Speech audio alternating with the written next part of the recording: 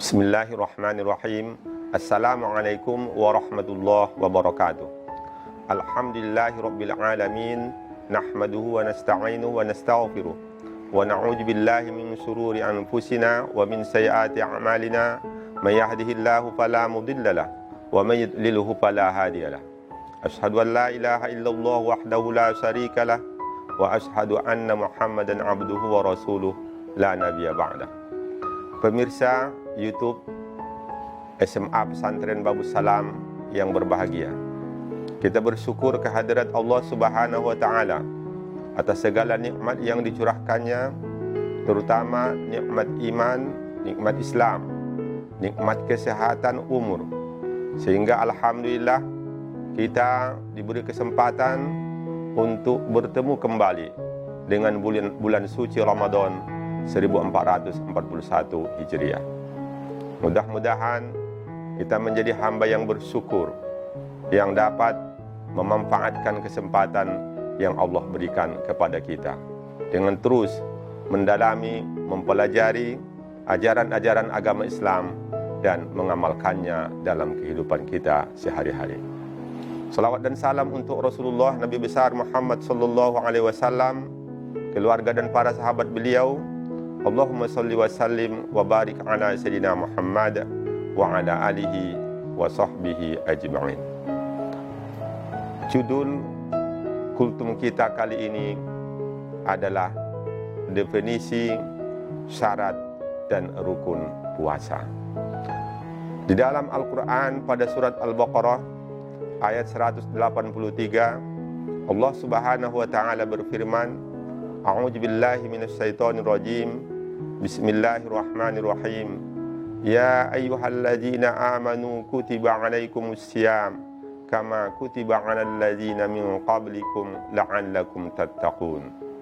Artinya, wahai orang-orang yang beriman, diwajibkan atas kamu berpuasa sebagaimana diwajibkan atas umat-umat yang sebelum kamu agar kamu bertakwa. Ayat ini diturunkan pada tanggal 15 Sya'ban tahun kedua Hijriah, sehingga pada bulan berikutnya, yaitu bulan Ramadan, Rasulullah bersama sahabat dan kaum muslimin menunaikan ibadah puasa Ramadan. Puasa as-saum atau as-syam menurut bahasa adalah al-imsak, menahan diri. Menahan diri apa saja. Sedangkan menurut syarak, istilah syarak, puasa adalah menahan diri dari segala yang membatalkan puasa pada siang hari dengan niat lillahi ta'ala dan untuk mendapatkan ridha Allah Subhanahu wa Ta'ala. Puasa harus ada berniat dan puasa juga ada syarat-syaratnya. Syarat sah atau juga bisa disebut syarat wajib. Supaya sah atau juga supaya wajib seseorang berpuasa, syaratnya adalah yang pertama Islam. Dia harus beragama Islam. Artinya, kalau seorang tidak beragama Islam lalu dia tidak berpuasa, maka di negeri atau di wilayah khilafah Islam sekalipun dia tinggal, tidak boleh dijatuhi sanksi. Tetapi kalau Islam kemudian memenuhi syarat yang lain, yaitu mukallaf. Mukallaf adalah dewasa, balik dan berakal. Pemirsa yang berbahagia, seseorang dinamakan Islam apabila dia mengucapkan dua kalimat syahadat.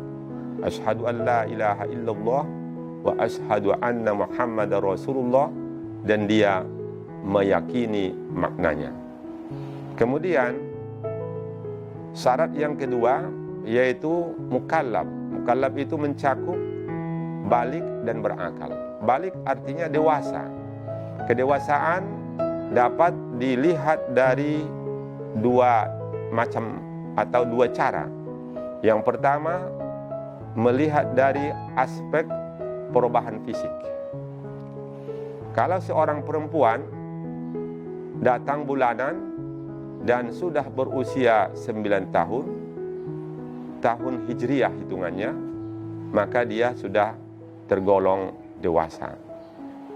Tetapi kalau belum berusia 9 tahun, walaupun datang darahnya itu bukan darah haid, tetapi darah penyakit. Dan itu tidak menjadi indikator bahwa dia dewasa. Jadi perubahan fisik.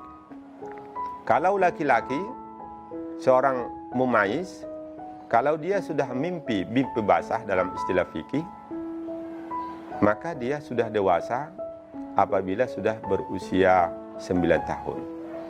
Tetapi kalau belum berusia 9 tahun, walaupun dia mimpi basah, itu berarti ada kelainan, belum dewasa. Kemudian, cara menetapkan seseorang sudah dewasa, melihat usianya. Kalau sudah berusia 15 tahun dalam fikih Syafi'i, baik laki-laki maupun perempuan, itu sudah dewasa. Laki-laki walaupun dia belum ada mimpi, tapi kalau sudah berusia 15 tahun, maka sudah dewasa. Perempuan kalau sudah berusia 15 tahun, walaupun belum datang bulanannya, tidak ada menstruasi, maka dia sudah dewasa, karena ditetapkan berdasarkan usianya. Kemudian, syarat sahnya puasa, dia harus berakal. Syarat wajibnya berpuasa harus berakal. Oleh sebab itu orang yang gila, orang yang sakit jiwa, tidak diwajibkan berpuasa, dan kalaupun dia berpuasa, tidak sah puasanya. Berbeda dengan orang yang tidak sadar, yang koma. Misalnya, dia koma, di dalam fikih dijelaskan, kalau dia ada sadar pada siang hari, walaupun sebentar, sadarnya walaupun hanya 15 menit, lahzah bahasa fikihnya, maka puasanya sah. Walaupun dia selama puasa itu dalam keadaan koma. Misalnya pada malam hari dia berniat puasa, kemudian sebelum masuk subuh lagi dia sudah koma, namun ada sadar lahzah sebentar, maka sudah sah puasanya. Kemudian syarat untuk sahnya puasa ada an-nuqa, yaitu suci. Ini khusus bagi wanita. Seorang wanita kalau dalam keadaan masa menstruasi atau masa nifas, tidak boleh puasa, haram berpuasa, dan tidak sah puasanya, tapi dia wajib mengqadha. Jadi misalnya ada seorang wanita pada malam harinya dia belum datang bulanan, lalu dia berniat untuk puasa, tiba-tiba pukul 8 pagi datang bulanannya, memang sudah siklusnya, maka tidak sah puasanya. Tapi kalau seorang wanita pada malam harinya masih ada waktu maghrib, tapi siklusnya, karena memang biasanya 7 hari 7 malam, dan itu sudah hari yang ke-7, siklusnya sudah habis. Kemudian pukul 10 tidak ada lagi, pukul 12 tengah malam tidak ada lagi, pukul 3, pukul 4 sebelum subuh tidak ada lagi, dan dia berniat puasa untuk besok, dan memang dia harus berniat untuk puasa karena sudah berhenti menstruasinya walaupun dia belum mandi wajib. Inilah dia, yaitu suci sebagai syarat untuk sahnya berpuasa. Pemirsa yang berbahagia, kemudian ada rukun puasa. Yang pertama, niat. Harus berniat pada setiap malam untuk puasa Ramadan dan puasa wajib yang lain. Kemudian harus meninggalkan atau tidak melakukan segala yang membatalkan puasa. Apa saja yang membatalkan puasa itu?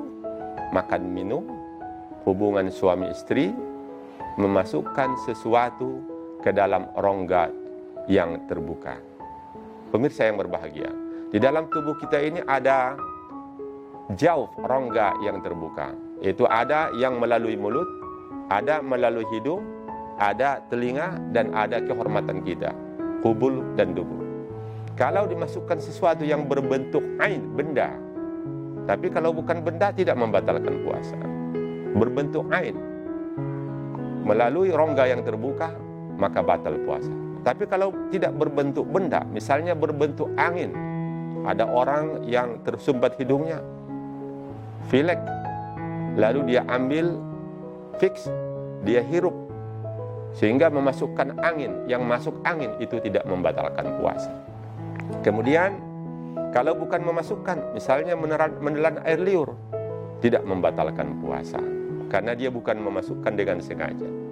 Inilah dia rukun puasa, yaitu tidak makan, tidak minum, tidak melakukan hubungan suami istri, tidak jima, tidak memasukkan sesuatu ke dalam rongga yang terbuka, kecuali kalau memasukkan ke badan bukan melalui rongga yang terbuka, misalnya infus atau injeksi, disuntik.